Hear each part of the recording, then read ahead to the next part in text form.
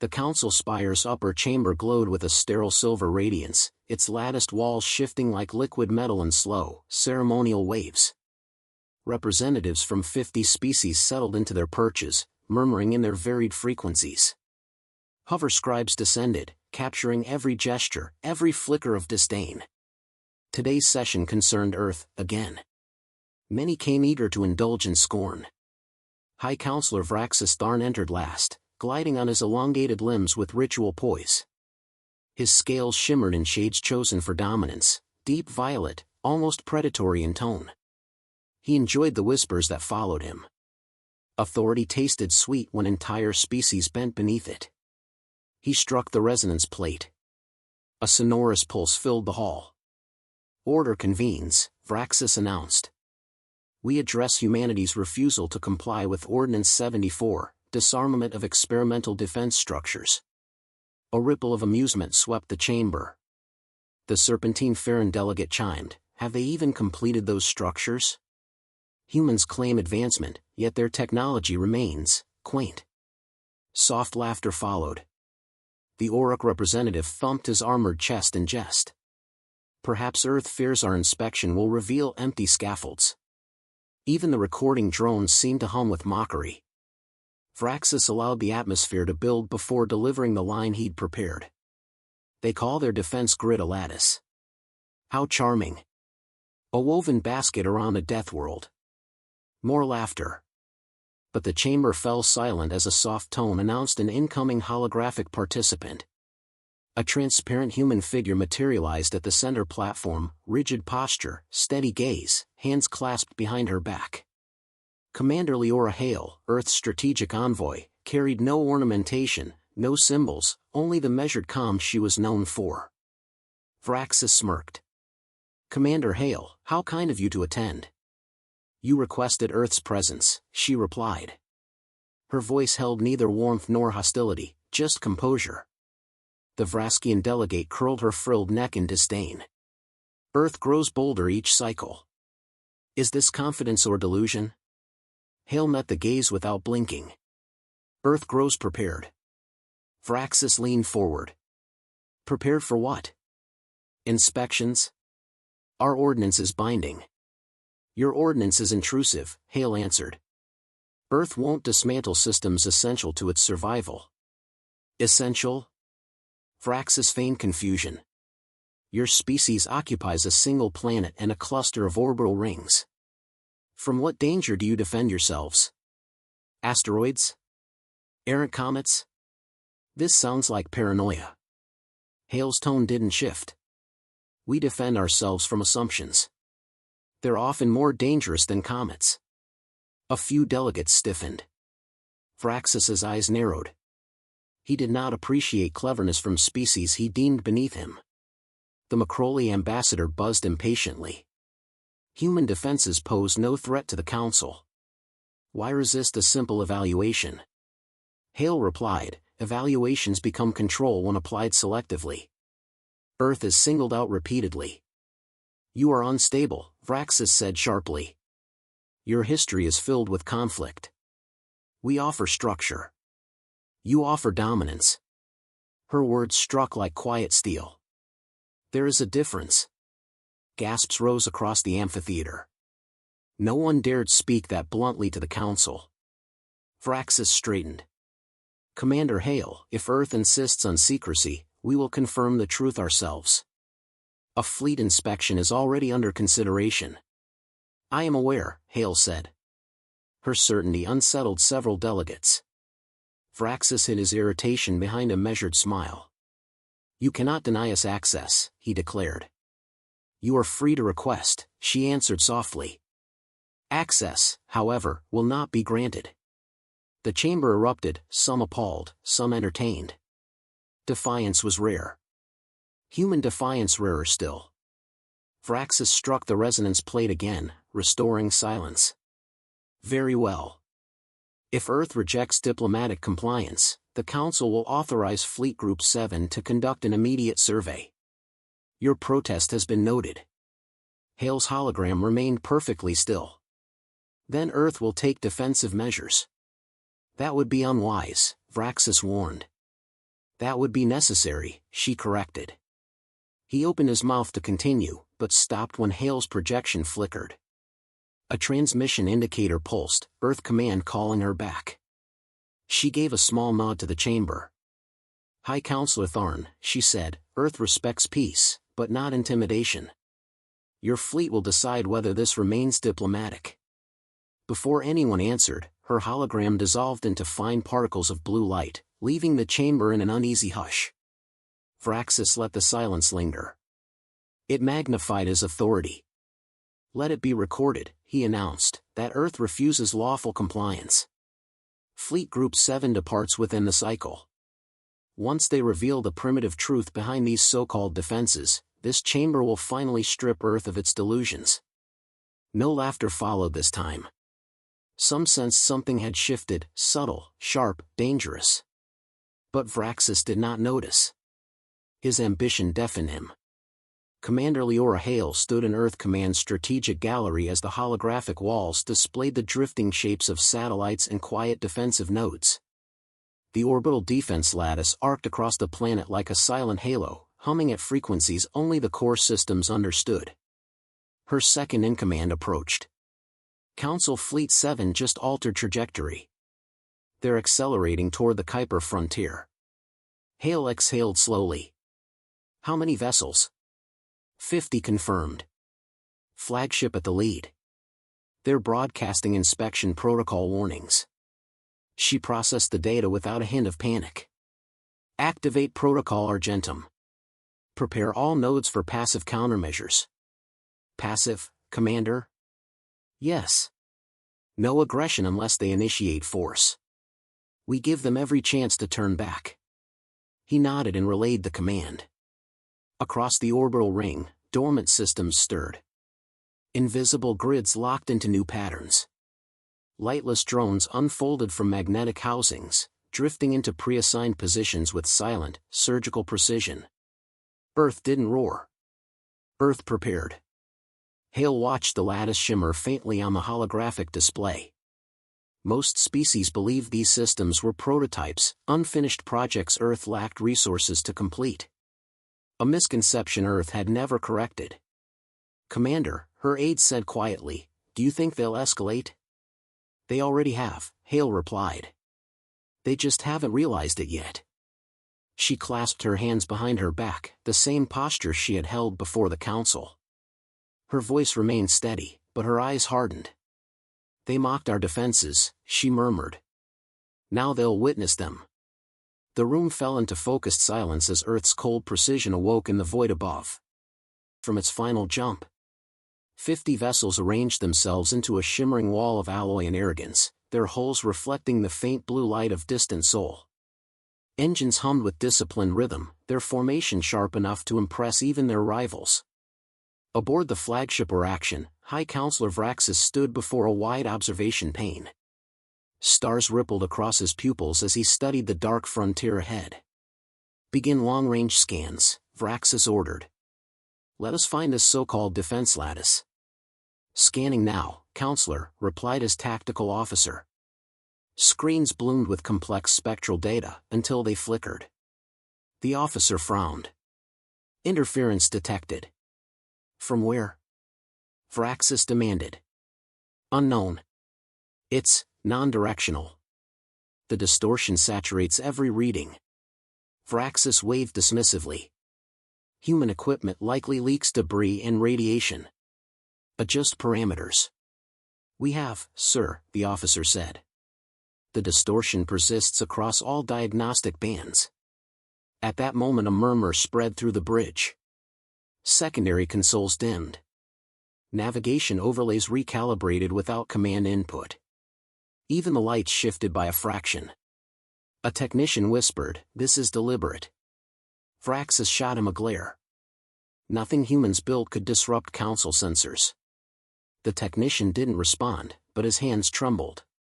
Beyond the fleet, Earth's orbital defense lattice lay dormant in appearance, but invisible structures stretched across millions of kilometers, interlinked with timing precision that could shame entire civilizations.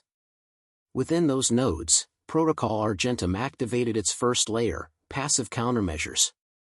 Quantum veil drones slid through the dark like fragments of shadow. They formed translucent nets that bent scanning beams, fracturing them before any data returned to the fleet. Gravitational microlens nodes flicked online, warping trajectories, shifting reflections, scattering signals as if the space ahead were fluid. None of these actions fired a single weapon. Earth didn't threaten.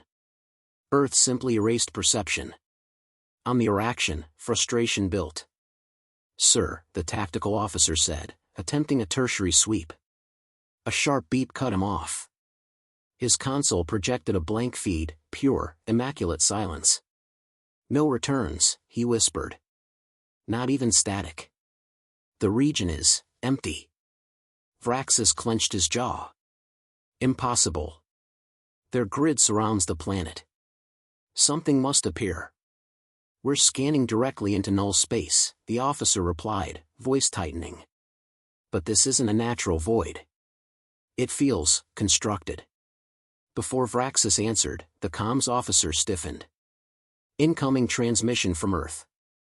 Commander Hale requests connection." Vraxis straightened. "Patch her in." The central display flickered, revealing Hale on Earth Command's operations deck. Behind her, quiet personnel monitored synchronized data streams, each station glowing with disciplined efficiency. "Council Fleet 7, Hale said calmly. "Your scans have not been authorized." Vraxis stepped forward. "Your refusal to cooperate invites this intervention. You have no standing to block our survey." "Our systems are defensive," Hale replied. "You've crossed into a restricted zone. We cross it with Council authority." Hale didn't flinch. "Authority does not equal wisdom." Bridge officers exchanged uneasy glances. Hale's composure unsettled them far more than her words.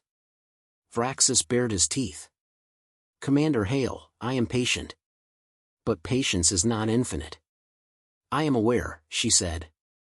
"Since your sensors have failed, I'll clarify, your fleet is operating inside a protected layer of Earth's deterrent architecture. Any further advance risks triggering automated responses."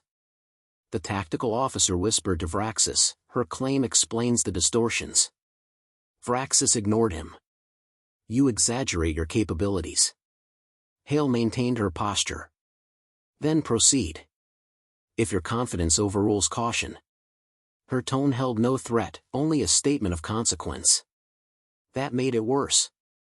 Before Vraxis replied, a tremor rolled across the fleet. Minor systems flickered. Auxiliary power nodes rebooted without input. The hull of the Araction vibrated as if brushed by an unseen current. "Counselor, external anomaly," shouted the engineer. "A gravitational shift. Microscale but precise." "Source?" Vraxis barked. "Everywhere," the engineer said. "And nowhere." On the observation pane, distant starlight stretched for a heartbeat, then returned to normal. Officers stepped back, unsettled.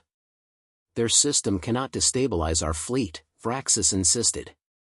"It already has," Hale said through the open channel. The bridge fell silent. Hale continued, "Earth has not engaged any weapon. Your fleet is experiencing measurement displacement, a precautionary layer that prevents unauthorized targeting." The tactical officer whispered, "That would require mastery of quantum harmonics, far beyond their supposed level." Vraxis shot him a glare, but doubt clouded his features. Hale added, "You chose to inspect our defenses. Consider this the demonstration you requested." Her image vanished. The next event shattered whatever confidence remained. A faint hum rippled across the fleet's hulls. Data streams froze mid-flow. Targeting reticles dissolved. Engines stuttered, not fully disabled, but partially restrained, caught in a net so fine no instrument could track its strands. "Counselor, propulsion output is limited," the engineer said. "We're capped at 30%. Something external is regulating flow." "Override it." "We can't. Our commands aren't reaching the drives." The bridge lights pulsed faintly, as if breathing. Then a single point of white light emerged far ahead, small, stable, impossibly focused. Sensors couldn't classify it. It hung in the void like an unblinking star. "What is that?" Vraxis whispered. A voice crackled through every ship simultaneously, Hale's voice, calm and steady. "Observe." The white point sharpened into a beam, silent and instantaneous. It struck a drifting asteroid thousands of kilometers away. The rock dissolved in a flawless sphere of dust, no shockwave, no debris larger than a grain. The beam halted the next instant. No glow remained. Only a perfectly cut absence where the asteroid once floated. The bridge stared in stunned silence. "That was a controlled demonstration," Hale's voice said. "Non-lethal. Subsystem limited. Earth has no interest in harming you unless forced." Counselor Vraxis felt his throat constrict. He tried to speak but found only fragments. "Withdraw," Hale continued. "Your fleet is intact. Leave now, and this remains an administrative misunderstanding." The comm feed closed. Across the flagship, panic spread in restrained breaths. Officers who once mocked Earth now avoided eye contact with their leader. "Counselor," the navigator whispered, "even our retreat vector is partially guided. They're assisting our withdrawal." Vraxis's pride twisted into fear. His authority had collided with something immovable. He forced out a single command. "Fall back." As the fleet turned, Earth's lattice loosened its grip, not aggressively, but with chilling control, as though offering mercy it never needed to show. In the observation window, the path home cleared, straight, smooth, deliberate. And every officer knew, it was a warning. The Council Spire's upper chamber felt colder when Commander Liora Hale entered. No hologram this time. No digital barrier. She stepped onto the central platform in full presence, her silhouette framed by the shifting metallic glow of the chamber's living walls. Delegates who once mocked her species now stiffened, uncertain how to address the human who had silently dismantled an entire fleet's confidence. Vraxis sat rigid at his elevated seat. His violet scales seemed duller than before, as though arrogance had been scraped away during the retreat from the solar frontier. He avoided Hale's gaze, pretending to review data on his terminal, but his trembling jaw betrayed the truth. Hale inclined her head. "Thank you for receiving me." The Auric representative, who once laughed about Earth's basket defenses, cleared his throat.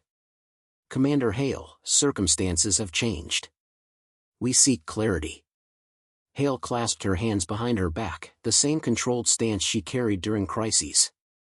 "Clarity is why I'm here." The chamber doors sealed with a low pulse. Privacy fields activated, preventing any signal from leaving the room.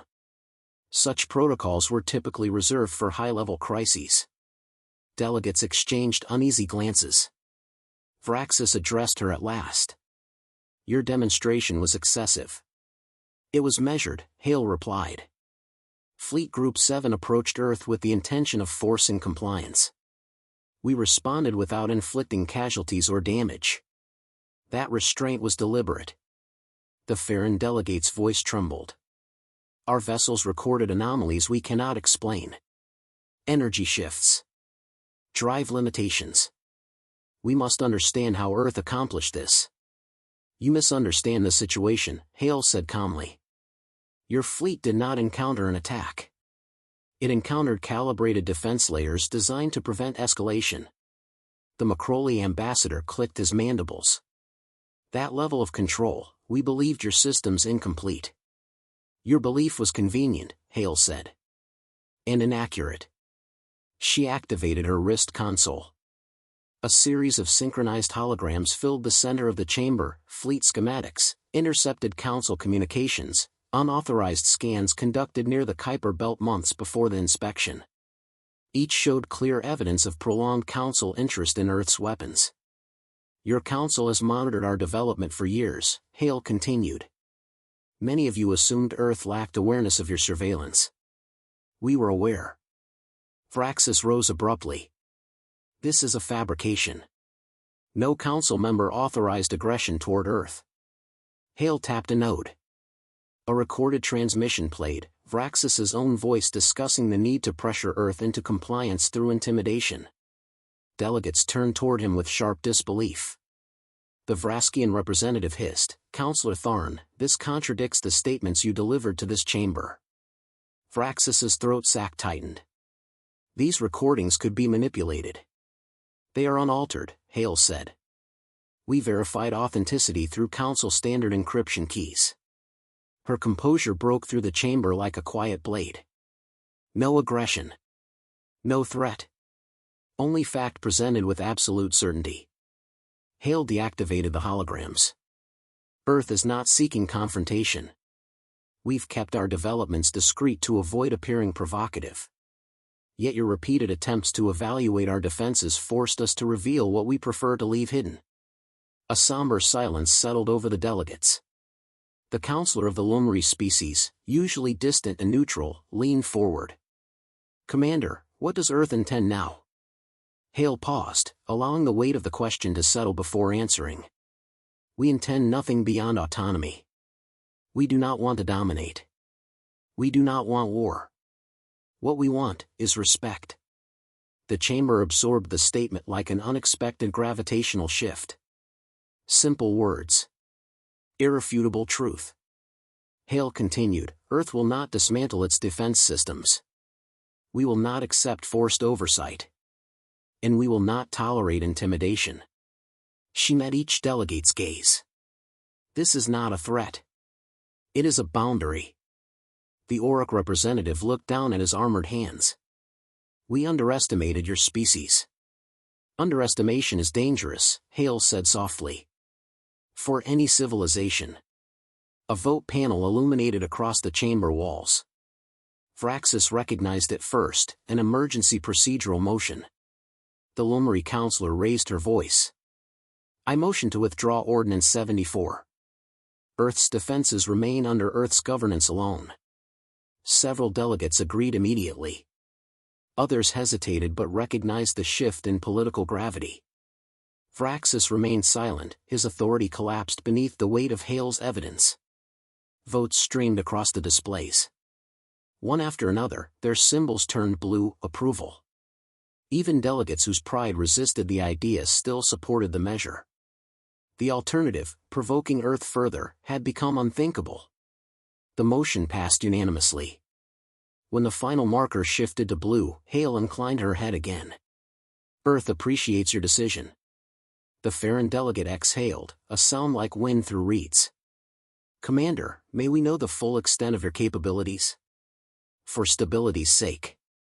Hale offered no detailed explanation.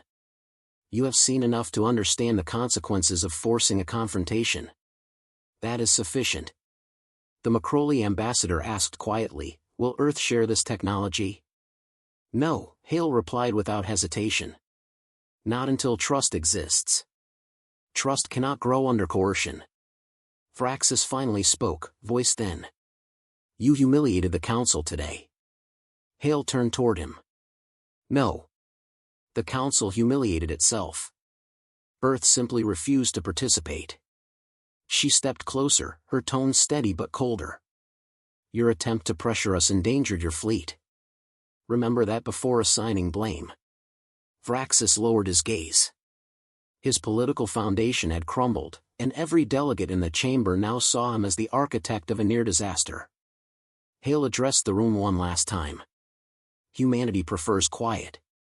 But do not mistake silence for weakness.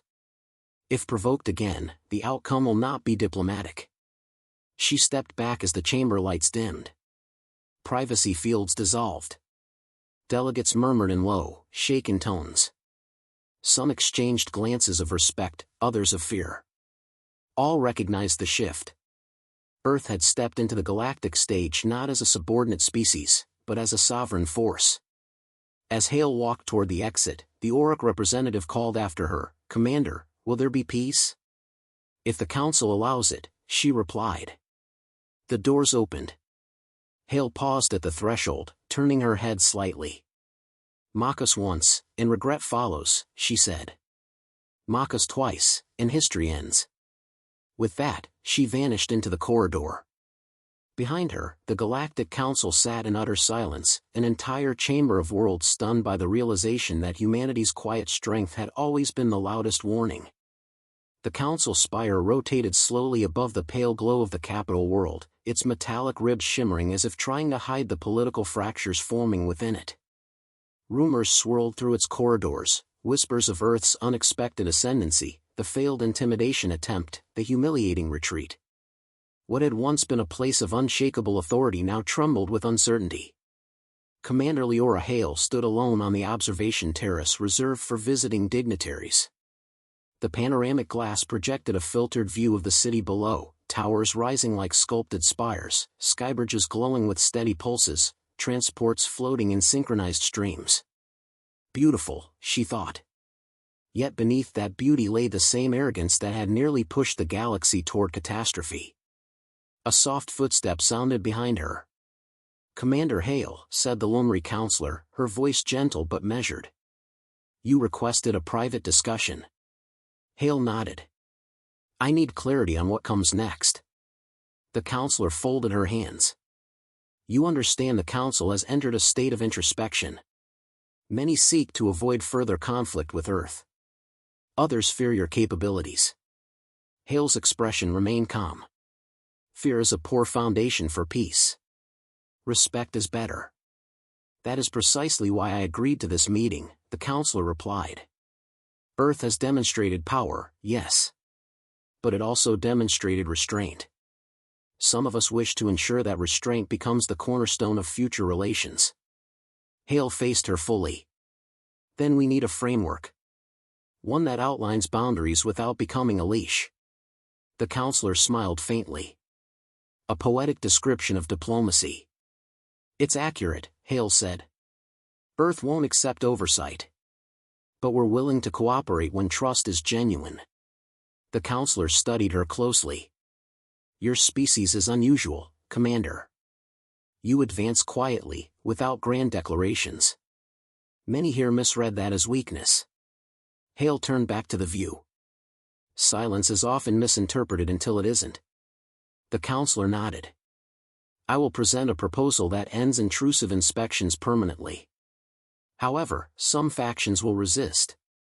They fear empowering a species they cannot predict." "Predictability is overrated," Hale replied. "Stability matters more." Before the counselor could respond, the chamber doors at the end of the terrace hissed open. A large Solari attendant stepped aside, revealing Vraxis Tharn. His posture lacked the sharp confidence he once wielded, yet he carried himself with forced dignity. "Hale," he said, voice rough. "A word." The counselor stiffened. "Counselor Tharn, this is a private." "It concerns security," he interrupted. Hale gestured lightly. "Let him speak." Vraxis approached, his eyes dimmer than before. "The council is reconsidering my position. They may remove me." "That outcome was predictable," Hale said. He flinched. "You've won your political battle. Do not pretend otherwise." "This was never about winning," she replied. "It was about preventing a crisis." Vraxis's jaw tightened. "Then hear me. The council is divided. Some view Earth's actions as a direct challenge to our authority. They seek to reassert control through new measures." Hale watched him carefully. "What measures?" "A coalition." His voice dropped. "Several species want to form a bloc dedicated to limiting Earth's technological growth." The counselor's eyes widened. "That would only escalate tensions." Vraxis nodded slowly. "I agree. But they argue that allowing Earth free rein risks destabilizing the entire Concord." Hale replied, "Earth's growth destabilizes nothing. Attempts to constrain us do." Vraxis exhaled shakily. "I came here because they no longer listen to me. I lost the credibility to influence them." "Credibility fades when built on dominance," Hale said. "It strengthens when built on truth." Vraxis lowered his gaze. "Is there truly no path where Earth and the Council coexist without conflict?" "There is," Hale said softly. "But it requires honesty. And boundaries that are not violated." The counselor stepped forward. "Commander Hale and I are crafting a proposal that ensures cooperation without control. If we gain support, the block Vrax's fears will lose momentum. Vraxis looked from one woman to the other. I want to help, he said quietly. Perhaps too late. Hale studied the sincerity in his expression, not trust, but recognition of consequences. Then present your testimony. Admit the truth of your actions. Transparency will weaken those arguing for confrontation. He grimaced. That admission will end my career. Or redefine it, Hale said. You choose which. Silence hung between them, heavier than any weapon Earth possessed. Finally, Vraxis nodded. I will testify. Hours later, the council chamber filled once more. Delegates shifted nervously as Vraxis entered, no longer gliding with superiority but walking with the gravity of someone confronting their own downfall. He approached the central platform. Members of the council, he began, voice steady despite its strain, I must speak plainly. My actions regarding Earth were driven by misjudgment. I underestimated their discipline, their innovation, and their restraint. They acted with more responsibility than I did. Shock rippled through the chamber. I take full responsibility for the escalation, Vraxis continued. The fleet's failure was not a failure of our engineering but of my leadership. Earth did not provoke conflict. I did. He stepped back. The room was silent. The counselor rose next. Given this testimony, I propose a new structure. No inspections of Earth without direct invitation. No attempts to limit Earth's defensive measures. Cooperative research programs on a voluntary basis. Formal recognition of Earth's technological sovereignty. The Orc representative spoke first. After what their systems demonstrated, opposing this proposal would be foolish. The Macroley ambassador added, agreed. Our priority must be cohesion, not coercion. Support spread rapidly. Even those hesitant before now saw stability as the only viable path. When the voting display illuminated, every symbol turned blue. Unanimous. The chamber exhaled as one body. After the session, Hale walked through the marble corridor toward the transport docks. She passed Vraxis standing alone near a pillar, shoulders slumped. He spoke without turning. Commander, thank you for not crushing me when you had the chance. Hale paused beside him. Earth does not seek vengeance. Only understanding. He nodded slowly. Your silence today was louder than every fleet in the galaxy. Hale answered with a faint nod.